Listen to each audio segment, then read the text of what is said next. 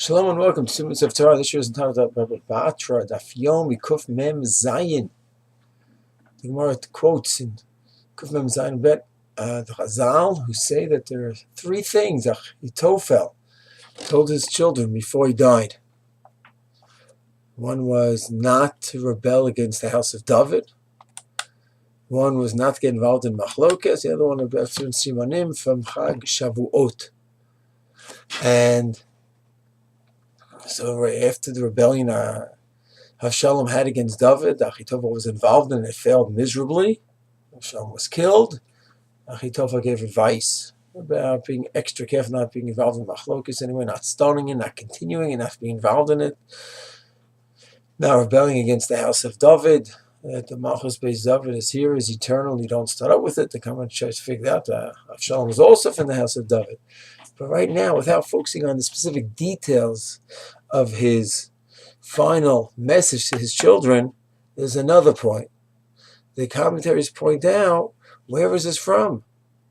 How do we know? If you look in the Psukim, do you see that Achitofel, who was involved during that time of the rebellion of Avshalom against David, who was a major player in Tanach, in Shmuel?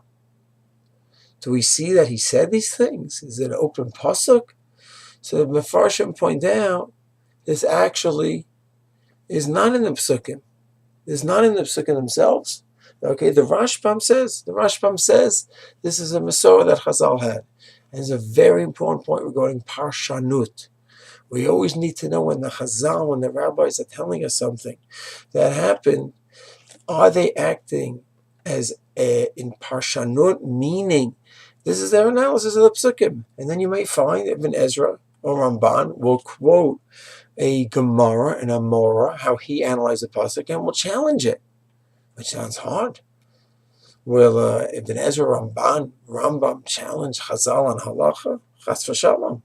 Once it's in Chazal, unless another Amorah, so one Amorah says halacha, another Amorah argues, so then the Ramban and the Rambam Rif have to decide, well, which one is the psak.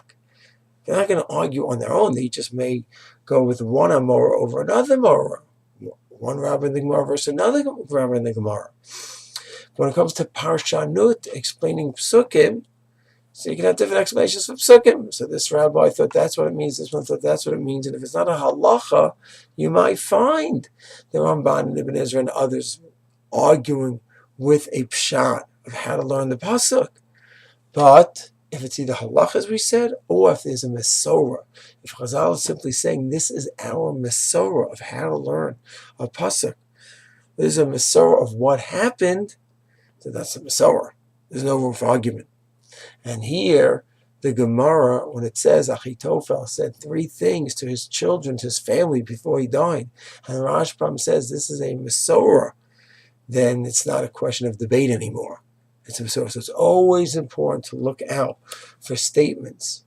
Well, halachic statements is one thing from Chazal, but when you have a non-halachic statement, it's always important to see the Mefarshim, how they understand that. First, the Gemara may openly say Mesorah. This is a Mesorah that we have, how to learn the Pshat and the Pasuk. This is a Mesorah of what happened over here. Well, the Mefarshim, as in this case here, the commentators point out, this is a Mesorah, that this is what happened. Once that's the case, and that's the Mesorah, we accept it. There's no room for debate in that point. Shalom.